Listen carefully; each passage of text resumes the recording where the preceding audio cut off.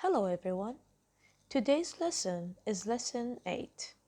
Used to, have to, expletive at, in addition to other materials that we are going to study together. Let us start. Let's start with the definition and the use of the expression used to. The rule for used to, it comes and followed by an infinitive. What's an infinitive? An infinitive is to plus a simple verb. We will see that in details through this lesson. We use used to plus infinitive to talk about a past situation that is no longer true.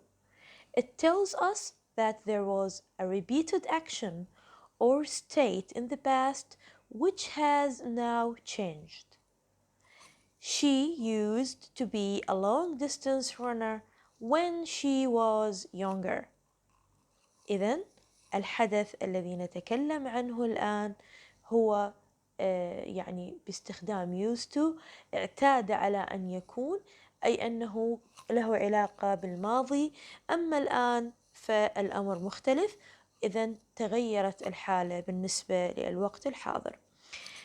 I didn't used to sleep very well, but then I started doing yoga and it really helps. Did you used to come here as a child?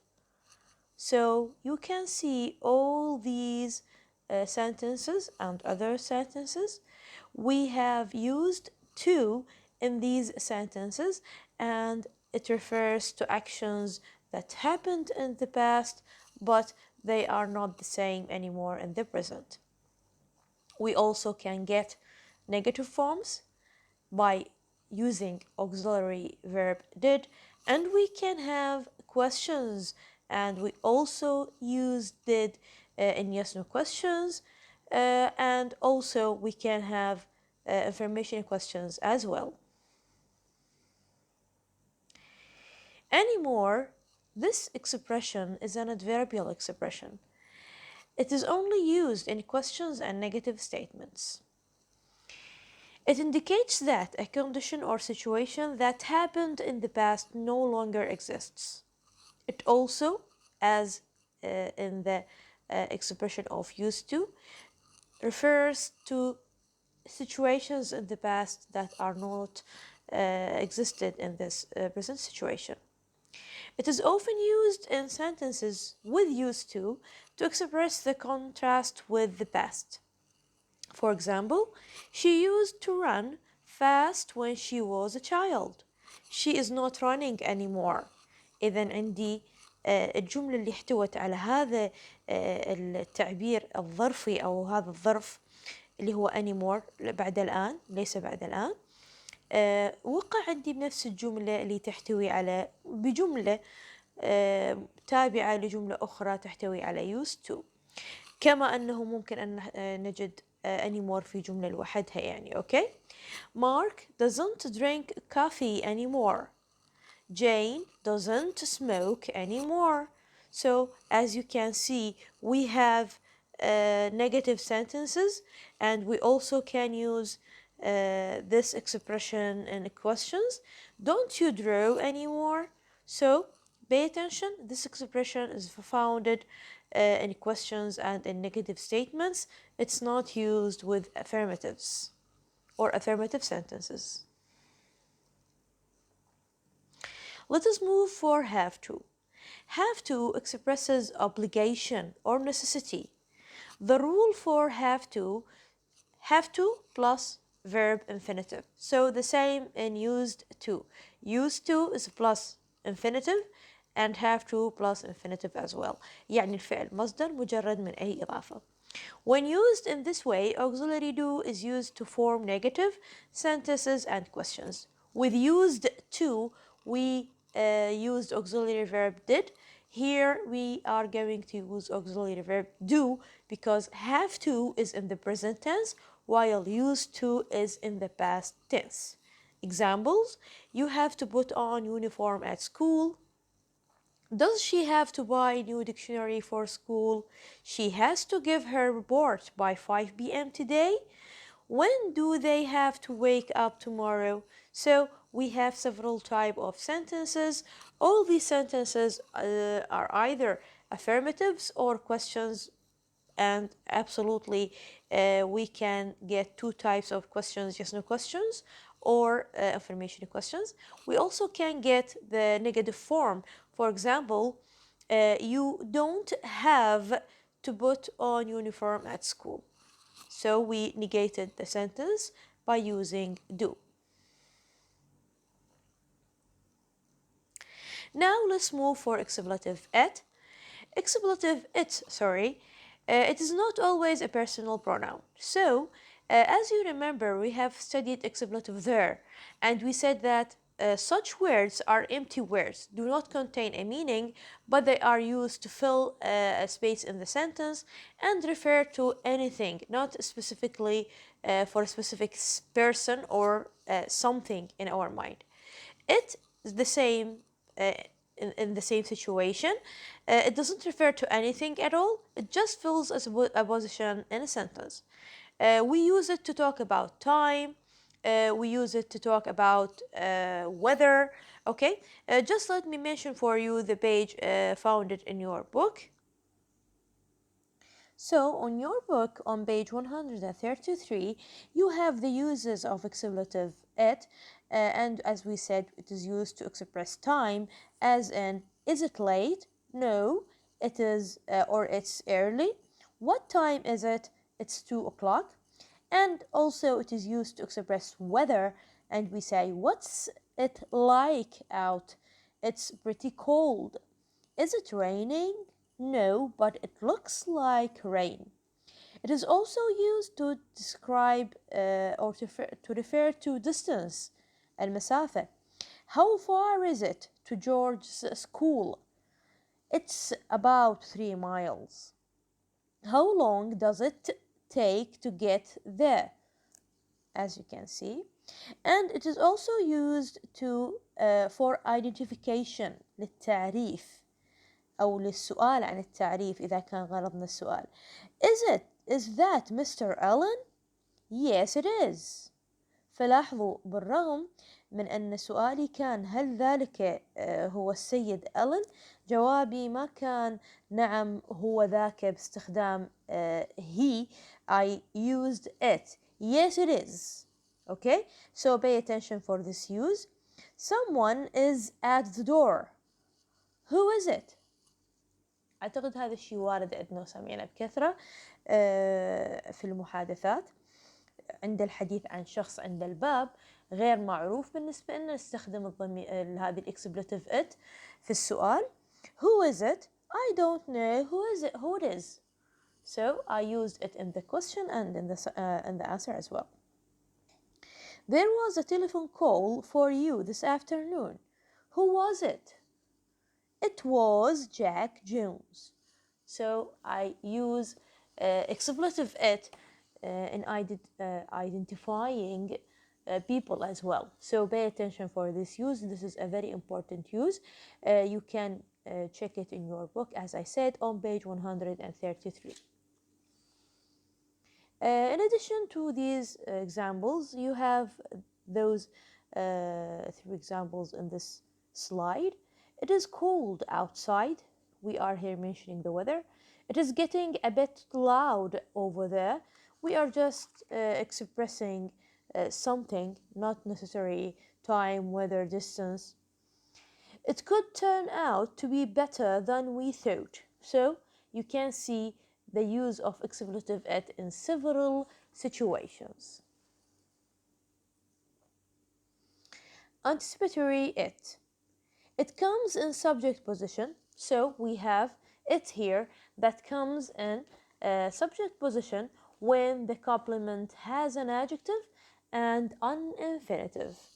So in such sentences like it was pleasant to live on the farm, we have expletive it, which is here is an anticipatory it, which comes at the position or in the position of the subject, and the sentence where we can find anticipatory it always contains an adjective and an infinitive. An adjective like pleasant, good, bad, possible, beautiful, and an infinitive we here mention to plus a simple verb.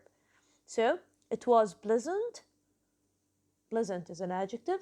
To live on the farm. To live is in the infinitive. It is good to learn another language. Good here is the adjective. To learn is the infinitive. It wasn't possible to sleep outside. Possible is the adjective. To sleep is the infinitive. So in such sentences, we have anticipatory it in the position of the subject, and we know now why we use it, because we have as an adjective and an infinitive in the sentence. We have several words that we need to understand why they are used in order to know how can we use them correctly in our sentences. The first word is very. Very is an intensifier. We use very before adverbs and adjectives to add emphasis. It means to a great degree. For example, he drives very fast. The letter came very quickly. It's very cold in here. We need a very high ladder to get onto the roof. So you can see that very is used before adverbs and adjectives as well. And in both situations, it emphasizes the meaning of adverbs and adjectives. The word to. To is an adverb and it means more than enough. We use to, which means more than enough, in different positions. To before adjectives and adverbs. When it comes before adjectives and adverbs, we use to immediately before adjectives and adverbs. This coffee is too sweet. My car was too far. So with adjectives and adverbs, we use to directly before them. To before adjectives, adverbs, plus to infinitive. Here we can see the difference. The water was too cold to swim in. 2 hours is too long to wait. So after to, we have the adjective or the adverb, and after them we have to plus infinitive, which means to plus a verb, a simple verb with no additions. So we have two uses for this term or this adverb to. As for the word enough, it means a sufficient amount. It is when the action expressed by the infinitive after enough is made possible by the situation described by the word before enough. So, before enough, we have a word, and the meaning of this word is intensified and it is understood by enough and the infinitive that comes after it. يعني عندنا كلمة قبل enough وعندنا صيغة الانفينيتيف بعد enough. إذا إحنا نعرف إنه التعبير هذا اللي هو الانفينيتيف الموجود بعد enough ممكن. ليش؟ لأن إحنا عبرنا عن هذا الوضع أو الحالة بالكلمة ما قبل enough. He was old enough to go to school. هذا المثال يوضح لي هذا الشيء. هو كبير كفاية ليذهب إلى المدرسة. فإذا ذهاب هذا الشخص إلى المدرسة صار ممكنا لأنه عن طريق الكلمة الموجودة قبل enough كبير بما فيه الكفاية. He was old enough to go to school. They are strong enough to walk another 10 miles. إذا مسيرهم 10 أميال أخرى ممكن. لماذا؟ لأنهم strong enough، لأنهم أقوياء بما فيه الكفاية. إذن نلاحظ العلاقة ما بين الانفينيتيف بعد enough والكلمة التي تسبق enough شلون يكون المعنى منطقي بهذه الحالة.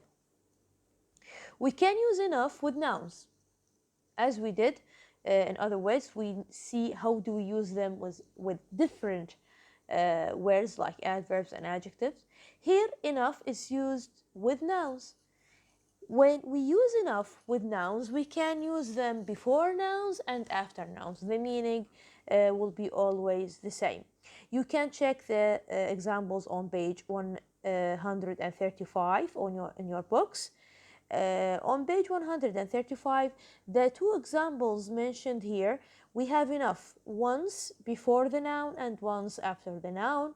George's uncle actually had enough room in his house for George, and George's uncle had room enough in his house for George. So we have a situation where enough is before the noun, room, and we have a situation where enough is after the noun, room. Let us check the following examples. Do you have enough money to pay for your train fare and taxi? So I have the word money, which is a noun, and it comes after enough. There was enough food for about 10 people. We have the word food here after enough. And I can say there was food enough for about 10 people. The same can be used, and the same meaning is kept in both sentences.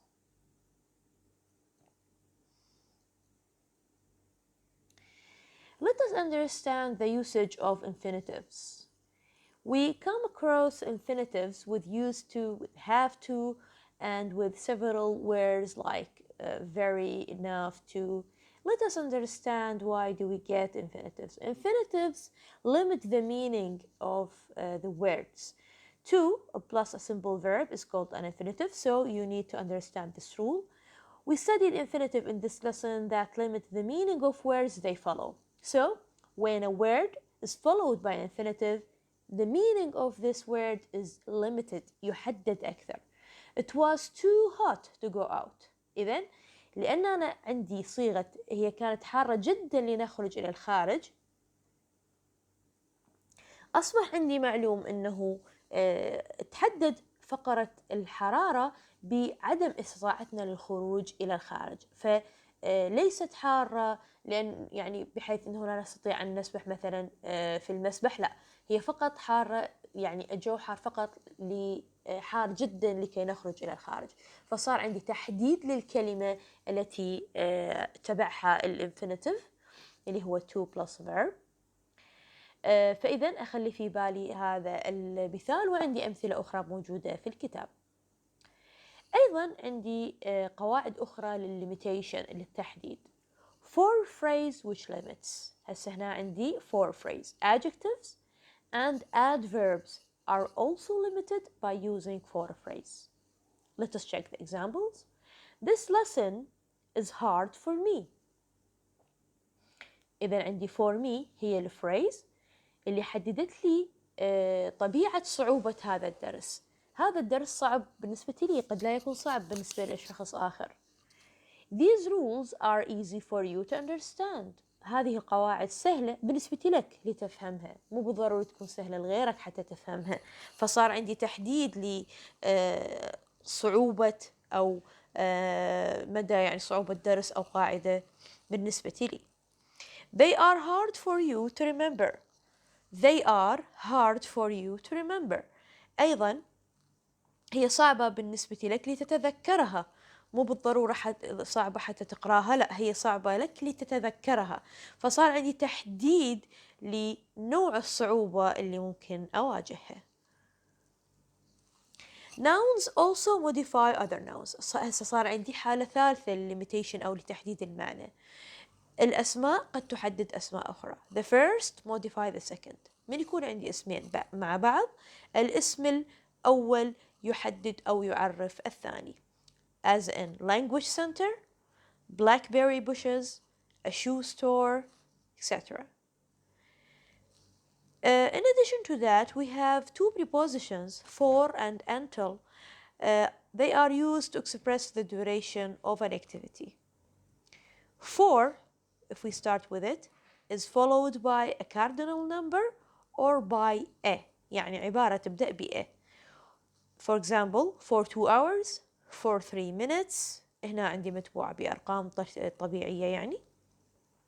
وإذا كان عندي الحالة الثانية اللي هي متبوعة بصيغة a، فيكون for a long time, for a little while.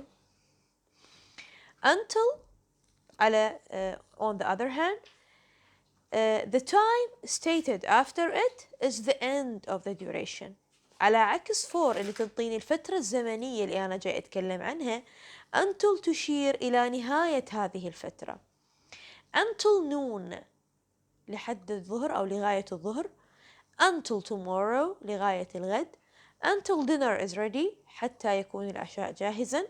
until his father called him حتى يناديه والده. فإذا يكون عندي هنا العديد من الاستخدامات لكلمات مختلفة تحدد كلمات أخرى. فمرت علي الآن الأسماء التي تعرف الأسماء، وكذلك مرت علي يعني مصطلحات أخرى مثل بس خلونا نرجع نشوفها. عندنا الانفينيتيفز اللي هي to plus a simple verb اللي هي تحدد معنى الكلمات اللي تسبقها. وأيضا عندي الصفات and adverbs والظروف التي يتم تحديد معناها باستخدام for phrase. فهذه for phrase تحدد معنى الadjective أو الadverb اللي يسبقها. وأيضا الآن مر علي nouns that modify nouns. إضافة إلى ذلك راح يكون عندي the usage of for and until that both of them express a duration but in different ways. For expresses the amount of time spent for having an activity done, while until refers to the end of the duration. That's all we have in this lesson today. Thank you for listening and wish you all a happy week.